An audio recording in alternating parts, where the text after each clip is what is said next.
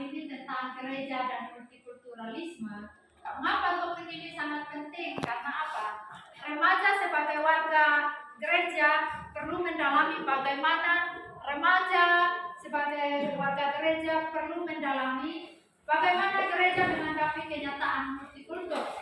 Dan yang kedua adalah remaja memperoleh pencerahan mengenai sikap gereja terhadap multikultur, terutama bagaimana gereja membangun jemaat multikultur. Ini kita akan belajar tentang gereja dan multikultur. Bahannya terambil dari kitab Efesus 2 ayat 11 sampai 21, Galatia 3 ayat 26 sampai 28. Kita akan melihat video, lalu saya sudah bagi kelompok 1, 2, 3. Kita akan diskusi mengenai video yang sudah.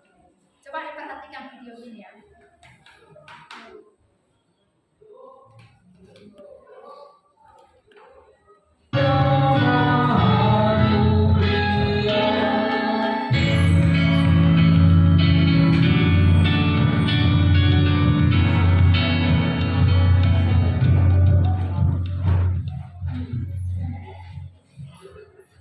Ibadah ini berlangsung dalam nama Allah Bapa, Putra, dan Roh Kudus.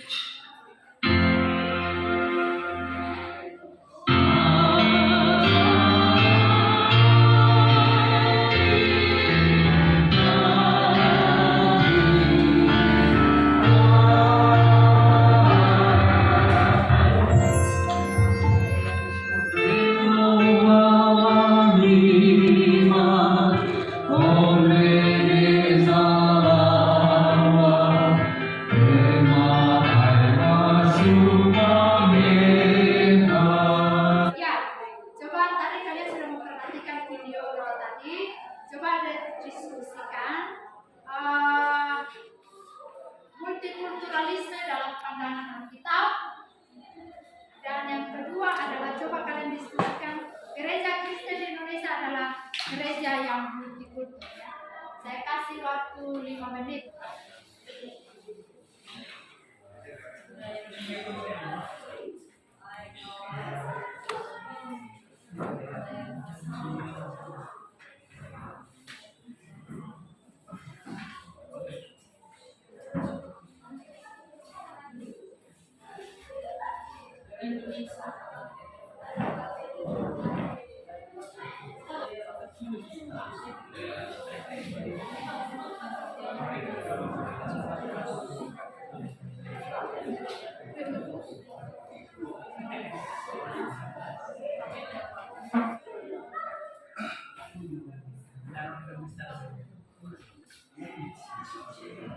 Sudah siap semuanya? Sudah. Oke, sekarang kelompok multi presentasi hasil presentasi. Baik, kami akan menjawab hasil diskusi kami dari kelompok multi, yaitu multikulturalisme dalam pandangan Alkitab. Yaitu sebagai jawaban kami dalam kitab Perjanjian Baru, yaitu Galatia pasal 3 ayat 28, tertulis semua manusia yang berasal dari berbagai suku, bangsa, serta kelas sosial dipersatukan dalam Kristus. Artinya, kasih Kristus diberikan bagi semua orang tanpa memandang asal-usul mereka. Yang kedua, mengapa gereja disebut gereja multikulturalisme? Gereja multikultur yaitu gereja yang dibangun di tengah jemaat yang terdiri dari berbagai suku, bangsa, budaya, adat istiadat, kebiasaan maupun geografis yang berbeda. Internal jemaat Kristen, perbedaan budaya, adat istiadat, dan geografis bukan hanya diterima, namun juga diakomodir. Sekian. Ya, kita berikan aplaus. Apa ini? Oke, silakan. Siapa yang presentasi? Baik, sebagai jawaban dari kami mengenai multikulturalisme dalam pandangan Alkitab, yaitu dalam kitab Perjanjian Baru Galatia pasal 3 ayat 28 tertulis, semua manusia yang berasal dari berbagai suku, bangsa, serta kelas sosial dipersatukan dalam Kristus. Artinya, kasih Kristus diberikan kepada semua orang tanpa memandang asal-usul mereka. Kolose pasal 3 ayat 11 lebih mempertegas lagi bahwa Kristus adalah semua dan di dalam segala sesuatu. Kemudian, Gereja Kristen Indonesia adalah gereja yang multikultur. Artinya, untuk dalam meneladani sikap gereja, kita harus mampu mengendalikan diri dan harus belajar menerima apapun yang ada di sekeliling kita. Kemudian dalam sejarah agama Kristen, yang terpenting adalah untuk mendekatkan diri dengan Tuhan dan menjalankan amanatnya sesuai dengan hukum kasih dalam Alkitab. Ya, kita berikan aplaus.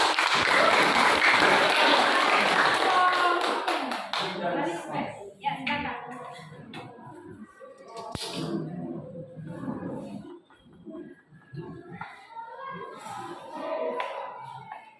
Baik, di sini kami akan menjawab bagaimana multikulturalisme dalam pandangan Alkitab.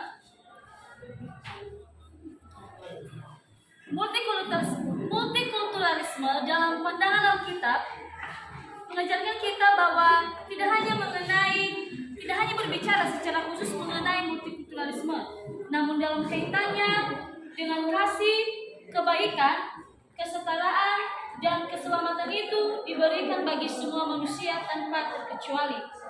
Dalam kitab Perjanjian Baru Galatia pasal 3 ayat 28 tertulis semua manusia yang berasal dari berbagai suku, bangsa, serta kelas sosial dipersatukan dalam Kristus.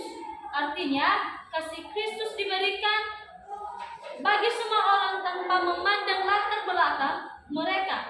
Kolose pasal 3 ayat 11 lebih mempertegas lagi bahwa Kristus adalah semua dan di dalam segala sesuatu.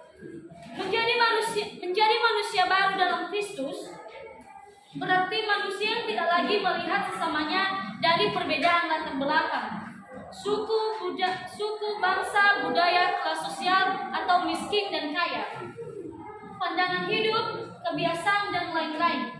Menjadi manusia baru artinya orang beriman yang telah menerima keselamatan dalam Yesus Kristus wajib menerima, menghargai, dan mengasihi sesamanya tanpa memandang berbagai perbedaannya yang ada. Gereja Kristen di Indonesia dikatakan sebagai gereja yang multikultural karena gereja-gereja di Indonesia memiliki anggota yang terbuka dari segi suku, budaya, bahasa daerah, asal maupun kebangsaan. Gereja-gereja di Indonesia juga mengadopsi beberapa unsur budaya lokal, khususnya budaya Nias yang dimasukkan dalam liturgi ibadah. Ya, demikian. Ya, kita berikan aplaus.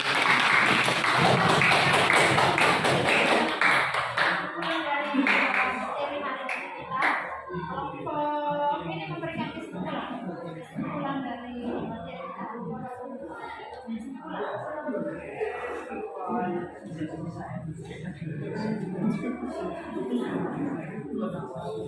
Apa kesimpulan kelompok ini? Baik, sebagai kesimpulan kami dari kelompok kultur, yaitu multikulturalisme adalah istilah yang digunakan untuk menjelaskan pandangan seseorang tentang ragam kehidupan di dunia ataupun kebijakan kebudayaan yang menekankan tentang penerimaan terhadap adanya keragaman dan berbagai macam budaya atau multikultural yang ada dalam kehidupan masyarakat, menyangkut nilai-nilai, sistem, budaya, kebiasaan, dan politik yang mereka anut.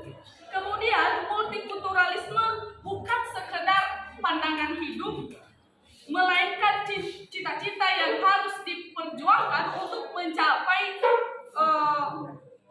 untuk terwujudnya keadilan perdamaian bagi umat manusia.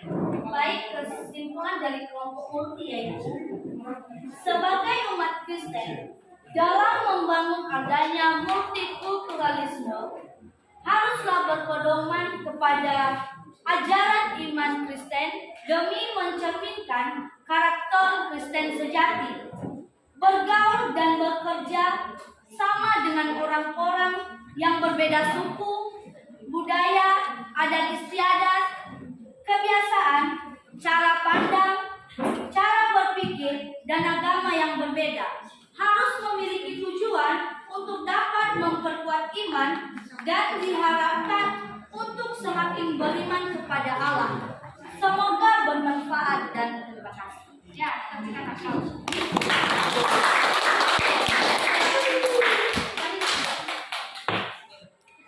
Baik, sebagai kesimpulan kami dari kelompok Kalisme yaitu sejarah pahit yang dihadapi umat manusia akibat pandangan sempit terhadap sesama, antara lain berprasangka terhadap orang lain yang berbeda latar belakang, meremehkan keberadaan mereka, merendahkan kebangsaan, suku, budaya, dan agama tertentu, mengabaikan kemanusiaan dan keadilan, telah menyebabkan banyak penderitaan bagi umat manusia.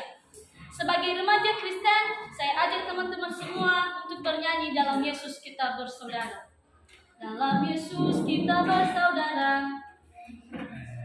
Ya, sebagai kesimpulan kita adalah dalam perjanjian baru, sebagai kesimpulan kita dalam perjanjian baru kita Galatia 3 ayat 28, semua manusia yang berasal dari berbagai suku, kelas sosial, gender, dan lain-lain sebagainya itu dipersatukan di dalam Kristus. Dan kasih Kristus diberikan kepada semua orang tanpa memandang asal usul. Lalu gereja, mengapa gereja disebut gereja multikultur? Karena gereja dibangun di tengah-tengah jemaat yang berbagai suku, berbagai adat, budaya, kebiasaan, geografis, dan itu yang menjadi nyata di tengah-tengah masyarakat. Perlu kita bergaul dengan mereka meskipun mereka berbeda. Perlu kita mengasihi dengan mereka walaupun mereka berbeda dengan kita.